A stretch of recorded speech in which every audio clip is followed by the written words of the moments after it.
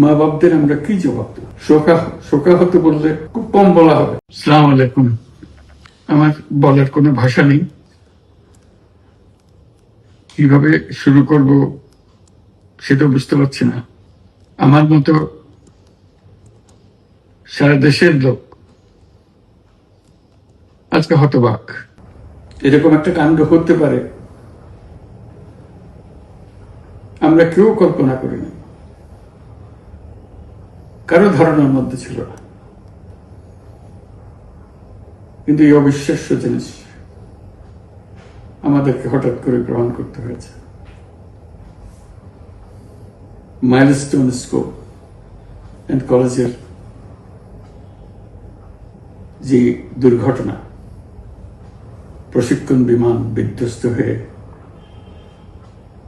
এই কচি শিশুদের উপরে ঝাঁপিয়ে পড়ল, আগুনে পুড়ে মরল।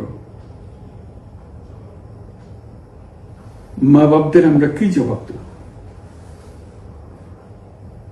কি বলবো তাদেরকে? আমরা নিজেদেরকে তো জবাব দিতে পারছি না। অজানা শিশুদের মুখ সবার চোখে ভেসে উঠছে। সারা জাতি হতভম্ব বা ক্রুদ্ধ।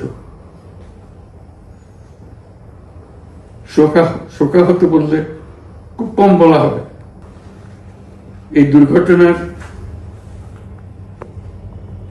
রেশ এখনো কাটেনি। এখনো লাশ আসছে হাসপাতালে, এখনো হাসপাতালে মারা যাচ্ছে। মা বাবা এখনো খোঁজ নিচ্ছে আমার সন্তান কোথায়, তাকে আর কোনোদিন চেনা যাবে কিনা। যাদের লাশ দেখছি তার মধ্যে আমার সন্তান আছে কিনা পৃথক করার তো কোনো উপায় নেই। এরা আমাদের সবারই সন্তান, হঠাৎ করে চিরদিনের জন্য চলে গেল। আমরা অবশ্যই তদন্ত করব, তদন্ততে তারা ফিরে আসবে না। আমরা চিকিৎসার ব্যবস্থা করছি, সবাই ঝাঁপিয়ে পড়েছে। সকল হাসপাতাল, সকল মানুষ ছুটে আসছে। আমরা সবার কাছে অনুরোধ করছি, হাসপাতালে ভিড় করবেন না, কারণ যারা আহত তাদের জন্য এটা ভালো না। তারা তাদের শরীরে রোগ প্রতিরোধের শক্তি নেই। আমরা ভিড়ে থাকলে আমাদের শরীর থেকে কি রোগ তাদের মধ্যে ছড়িয়ে পড়বে তা বলা মুশকিল। কাজে দূরে থেকে দোয়া করেন সবাই। আমরা বাবা মা আত্মীয় স্বজন সবার কাছে আমাদের সহানুভূতি জানাচ্ছি। বাংলাদেশের যত সন্তান আছে সবাই আপনাদের সন্তান।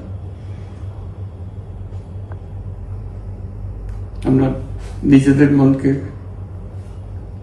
সান্ত্বনা দেওয়ার চেষ্টা করুন। আমরা সবাই নিজেদের মনে সান্ত্বনা দিচ্ছি, কিন্তু আপনাদের সান্ত্বনা বিরাট ব্যাপার। আমরা সবাই আপনাদের সঙ্গে আছি, জাতির সমস্ত লোক আপনাদের সঙ্গে আছে। আমরা তাদের জন্য শোক দিবস ঘোষণা করেছি। আগামীকাল শোক দিবস। আমরা সবাই মিলে তাদের কথা স্মরণ করব, তাদের আত্মার শান্তি কামনা করব। আজকে থেকে সবাই তাদের আত্মার জন্য, তাদের রুহের জন্য মাগফিরাত কামনা করব। আল্লাহ আপনাদেরকে শান্তি দিন। আমাদের জাতির সবাইকে, যারা এই দুর্ঘটনায় বিধ্বস্ত, সবাইকে আল্লাহ শান্তি দেন। তাদের জন্য দেশবাসী সবাই আমরা দোয়া করছি। আল্লাহ এই শিশুদের জান্নাতবাসী করুন। খুদা হাফেজ।